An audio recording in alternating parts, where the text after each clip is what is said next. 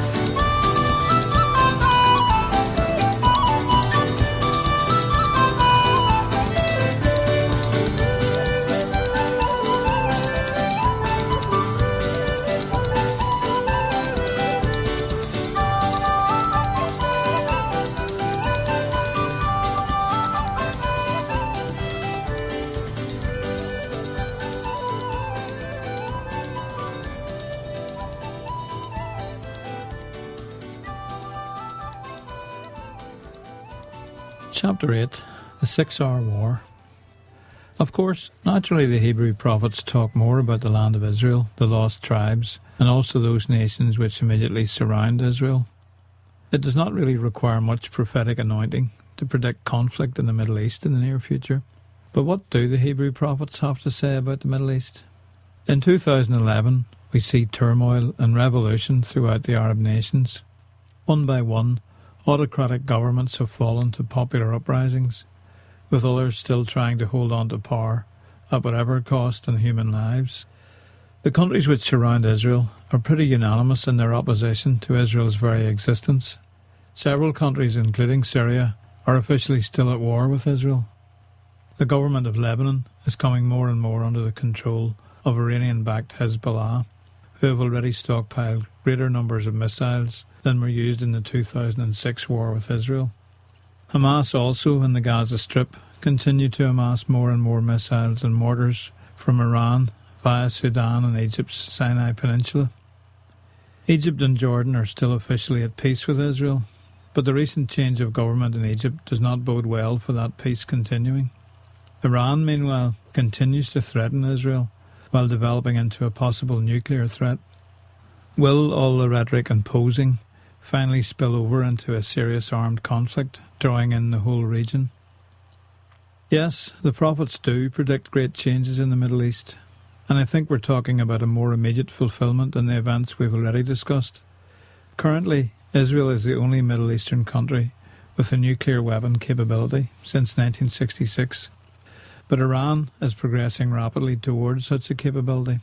Meanwhile, the Muslim nation of Pakistan, a safe haven and training ground for Muslim terrorism, have already had a nuclear capability for many years. Israel has often been accused of having a Samson option, a strategy of massive nuclear retaliation against enemy nations, should its existence as a Jewish state be jeopardized through military attack. Israeli leaders created the term in the mid-1960s, inspired by the biblical figure Samson, who destroyed a Philistine temple, killing himself and thousands of Philistine enemies. In 2002, the Los Angeles Times published an opinion piece by Louisiana State University professor David Perlmutter, in which he wrote, "What would serve the Jew-hating world better in repayment for thousands of years of massacres but a nuclear winter? Or invite all those tut-tutting European statesmen and peace activists to join us in the ovens? For the first time in history, a people facing extermination while the world either cackles or looks away. Unlike the Armenians, Tibetans, World War II European Jews or Rwandans, have the power to destroy the world. The ultimate justice."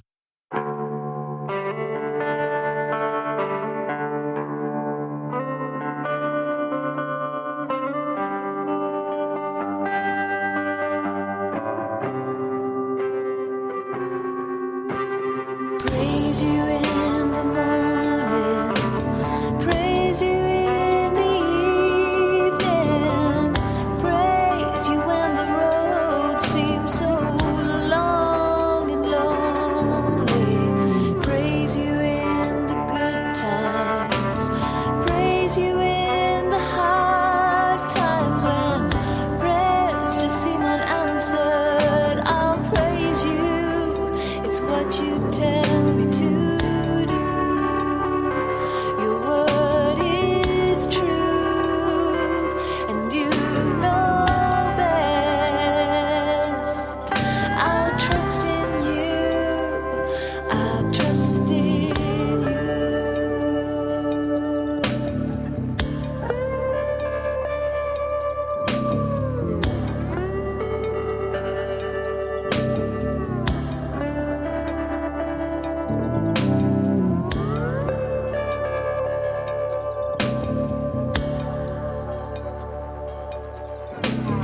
Love in the morning,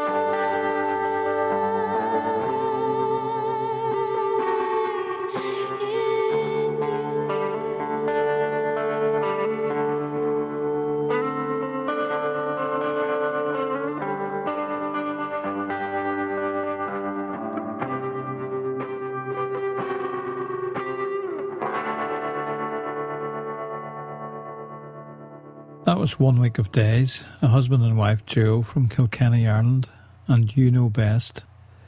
So what do the prophets have to say on this? The book of Isaiah contains a number of prophetic words aimed at the states surrounding Israel, including Egypt, Jordan, Syria, Lebanon, and Gaza. Before we look at any of these, however, let's examine another promise regarding Israel, or Ariel. Isaiah 28, 15-18. You boast, we have entered into a covenant with death. With the realm of the dead we have made an agreement. When an overwhelming scourge sweeps by, it cannot touch us, for we have made a lie our refuge and falsehood our hiding place. So, this is what the Sovereign Lord says. Your covenant with death will be annulled. Your agreement with the realm of the dead will not stand. The current peace process, which is not yet led, and I believe will never lead, to any peace in the Middle East, can be described as a covenant with death, a contract with hell or Sheol. Israel has got itself into an impossible negotiation with those who only want one outcome, the annihilation of Israel. It will be God himself who will annul this contract. How will this come about? Probably in much the same way as previous conflicts involving Israel have taken place. The Arab and other Muslim nations surrounding Israel will wait until they believe that they are in a position of military superiority over her. Then they will begin an attack to destroy them as a nation, so that Israel's name is remembered no more. Psalm 83 verse 4. Isaiah 17, 12-14. Woe to the many nations that rage. They rage like the raging sea. Woe to the peoples who roar. They roar like the roaring of great waters. Although the peoples roar like the roar of surging waters, when he rebukes them, they flee far away, driven before the wind, like chaff on the hills, like tumbleweed before a gale. In the evening, sudden terror. Before the morning, they are gone. This is the portion of those who loot us, the lot of those who plunder us. Isaiah 29, 5-7. But your many enemies will become like fine dust, the ruthless hordes like blown chaff. Suddenly, in an instant, the Lord Almighty will come with thunder and earthquake and great noise, with windstorm and tempest, and flames of a devouring fire. Then the hordes of all the nations that fight against Ariel, that attack her and her fortress and besiege her, will be as it is with a dream, with a vision in the night. Isaiah 17 begins specifically as a prophecy against the city of Damascus, but ends describing the total defeat of many nations. Verse 14 seems to imply a disaster for Israel, a terrorist attack, perhaps even a successful nuclear missile strike. But before morning, the problem is gone.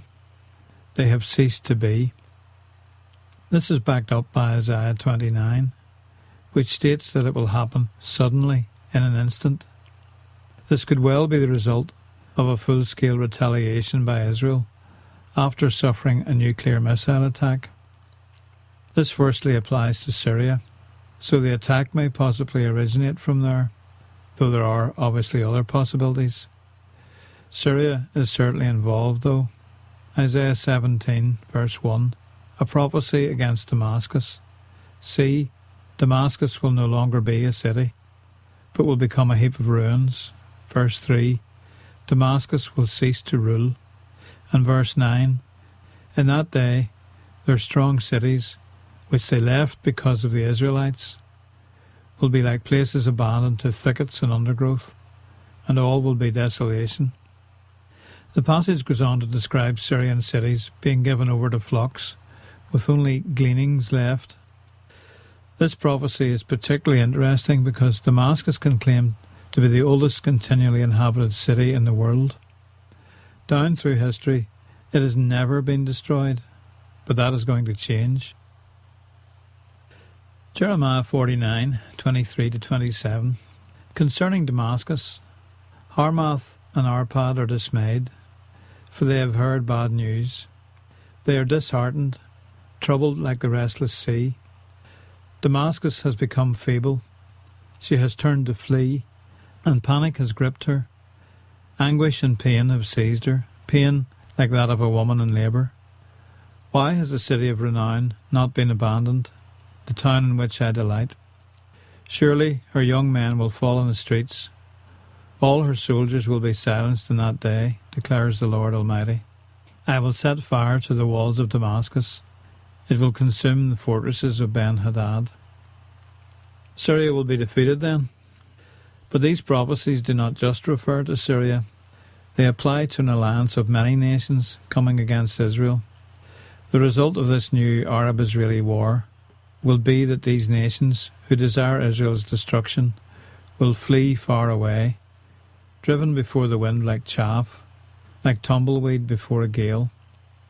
This implies a once-and-for-all decisive military victory for Israel over all those who oppose her at present. This attack seems to be described again in Psalm 83, which repeats the results and even lists the nations involved. Psalm 83, 1-18. O God, do not remain silent. Do not turn a deaf ear. Do not stand aloof, O God. See how our enemies growl, how your foes rear their heads. With cunning they conspire against your people. They plot against those you cherish. Come, they say, let us destroy them as a nation, so that Israel's name is remembered no more. With one mind they plot together. They form an alliance against you. The tents of Edom and the Ishmaelites, of Moab and the Hagrites, Byblos, Ammon, and Amalek, Philistia, with the people of Tyre. Even Assyria has joined them to reinforce Lot's descendants. Do to them as you did to Midian, as you did to Sisera and Jabin at the river Kishon, who perished at Endor and became like dung on the ground. Make their nobles like Oreb and Zeb, all their princes like Zebah and Zalmunna, who said, let us take possession of the pasture lands of God. Make them like tumbleweed, my God, like chaff before the wind. As fire consumes the forest, or a flame sets the mountains ablaze, so pursue them with your tempest, and terrify them with your storm. Cover their faces with shame, Lord, so that they will seek your name. May they ever be ashamed and dismayed. May they perish in disgrace. Let them know that you, whose name is the Lord, that you alone are the Most High over all the earth.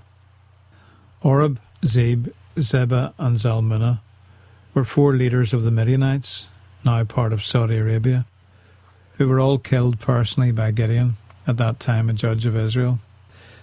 As well as Syria, these nations will include Jordan, Lebanon, Palestine, probably Saudi Arabia, and quite likely Iran.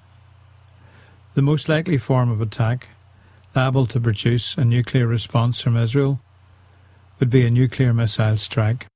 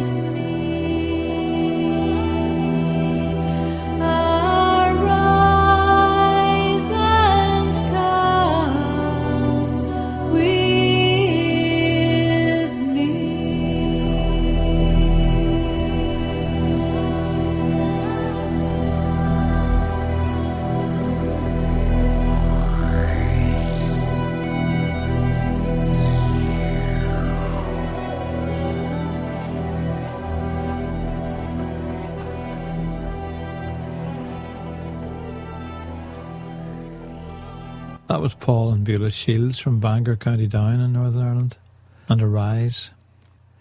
Let's sum up what we've covered in chapter 8 so far. 6-hour war in the Middle East. 1.